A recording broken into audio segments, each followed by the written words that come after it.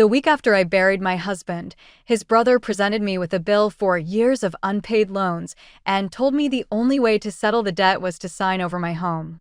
That was how betrayal arrived in my life, not with shouting or slammed doors, but in the measured voice of a man stirring sugar into his tea. Gerald even brought biscuits. "You understand, Flo," he said, adjusting his tie as if this were some business negotiation instead of a funeral aftershock. Tom was proud. Too proud. He didn't want you burdened with his mistakes.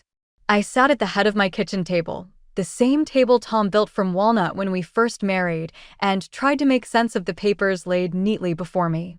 They smelled faintly of toner and deceit.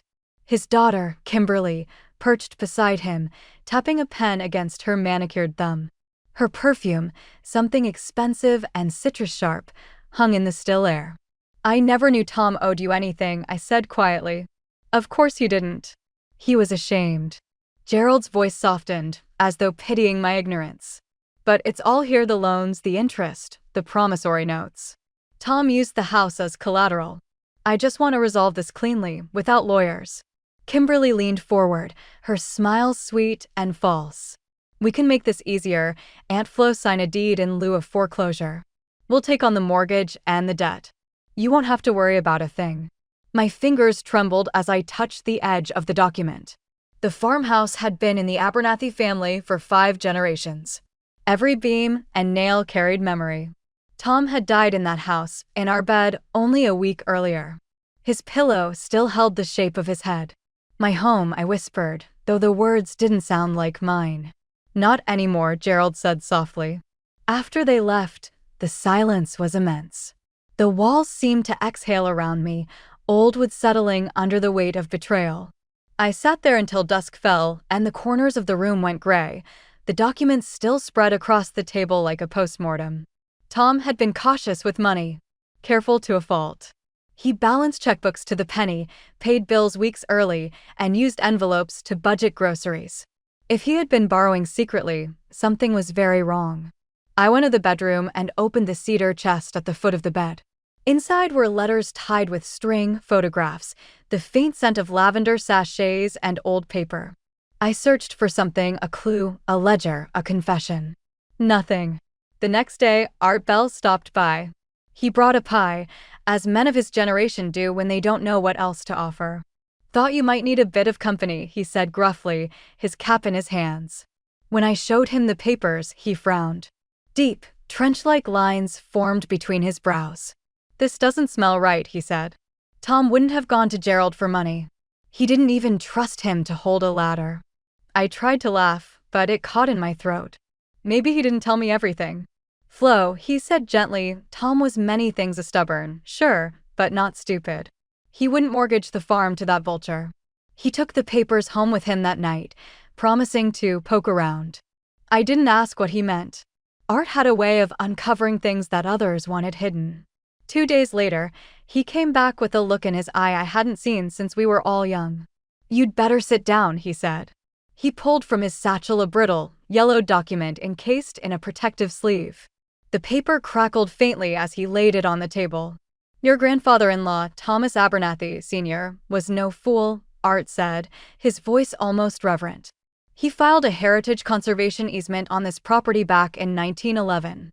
That land is protected, every acre of it. It can't be developed, can't be subdivided. Only agricultural use allowed." I stared at the document. The ink had faded to a ghostly brown, but the seal was still clear. "Why isn't this in the records?" I asked. "Because it's old," Art said. "Filed in the county archives before they went digital. Gerald wouldn't have found it unless he went looking in dusty drawers, and you know him. He'd never dirty his hands." I felt a tremor of something I hadn't felt in weeks, a spark of vindication. "So all his plans." "Worthless," Art said, smiling thinly. "He thought he was getting prime development land. What he's got is a legal noose." The hope I felt was cold, almost cruel. For the first time since the funeral, I felt alive. Art and I devised our plan quietly, like spies in our own lives. I told Gerald I needed time, just a week to sort through Tom's things. He smirked, thinking me broken. Kimberly called every few days, her voice syrupy with false concern. I stalled. I packed a few boxes to make it look convincing. Meanwhile, Art went to the courthouse and refiled the easement, bringing it into the digital registry.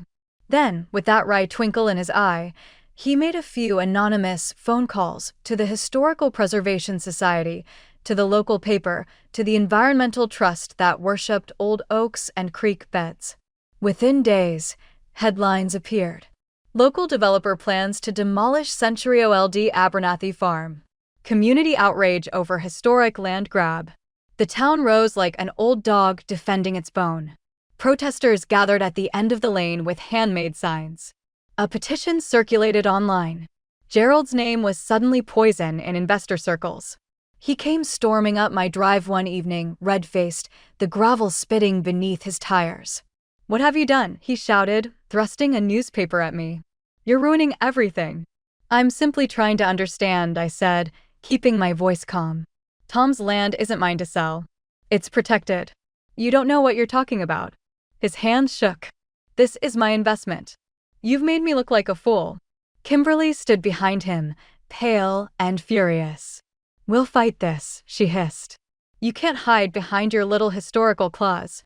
"Try," I said softly. "You'll lose." They drove away in a storm of dust and curses. I stood in the fading light, heart pounding, knowing this was not the end, only the turning of the tide. A week later, an envelope appeared in my mailbox. No return address. My name typed neatly on the front. Inside was a letter allegedly written by Tom, confessing that I had been unfaithful in our early years. It claimed our son, David, might not be his biological child. The handwriting was close, but not perfect. The signature was Tom's, or a practiced imitation. There was also a note, typed and unsigned. "Tell no one. Sign the property transfer. Or this letter goes public." My hands went cold. The world tilted. Even though I knew it was false, knew it with every fiber of my being, shame crept in like mold. Not because I had sinned, but because I knew how easily a lie, once spoken, could stain a reputation forever. When I showed it to Art, he looked as though he might tear the world apart. "That son of a bitch," he said through his teeth. "He's trying to blackmail you." "I can't prove it's fake," I whispered. "Yes, you can," Art said. "And we will." He called in a favor, a friend who worked in forensic document analysis. The expert studied the paper and the ink, the pressure of the pen strokes, the patterns of Tom's genuine signature from old letters. "The ink is modern," the man concluded. "The paper stocks post, 2015. And the signature traced, not written. This is a forgery." I sat in silence. The relief didn't come immediately. I felt hollowed out, scraped clean of trust. That night, I couldn't sleep. I walked through the dark house, the old floorboards creaking under my feet. In the hall, Tom's photograph watched me, the young man with sawdust on his shoulders, smiling from the porch he built. I realized something then. Revenge alone wouldn't cleanse the wound. The truth had to be brought into the light, not just for me, but for David, for the generations who had trusted in the strength of our name. The next morning, I called my son and asked him to come home. When he arrived, I made tea, as if for any ordinary visit. Then I told him everything: the mortgage, Gerald's claim, the easement, and finally, the forged letter. David read it silently. His jaw tightened, the same way Tom's used to when he was angry, but refusing to show it. "This is a lie," he said flatly. "He's a monster." I nodded. "I needed you to hear it from me before he tried to poison you with it." He took my hand. "You raised me on honesty, Mom. I don't need a DNA test to know who my father was." When Gerald arrived later that afternoon, uninvited, of course, David was waiting. He met his uncle at the gate. "You've done enough damage," David said coldly.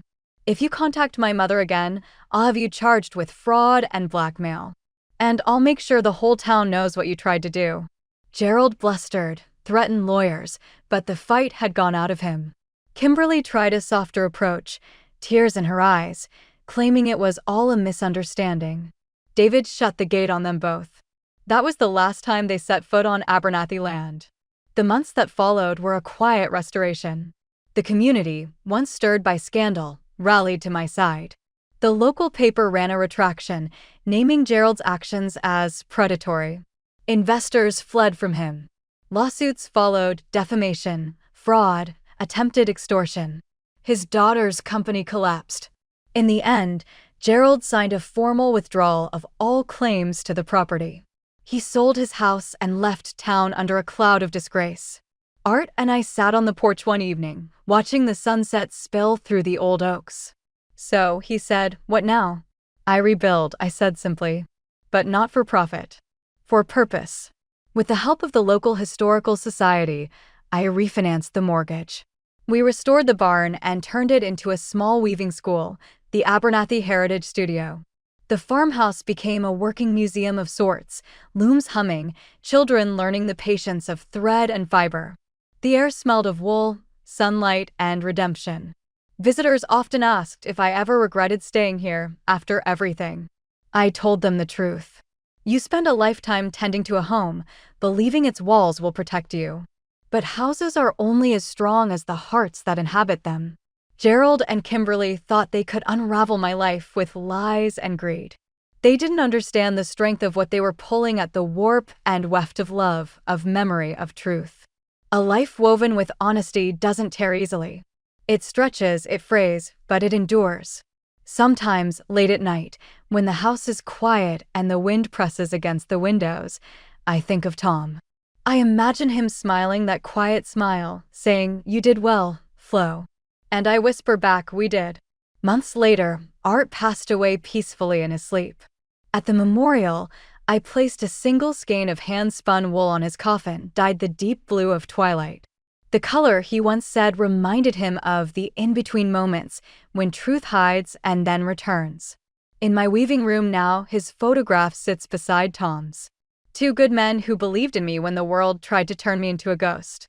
The loom beside me creaks as I thread a new pattern, strong, deliberate, unbroken. Outside, the oaks whisper in the dusk, their roots deep, their branches wide.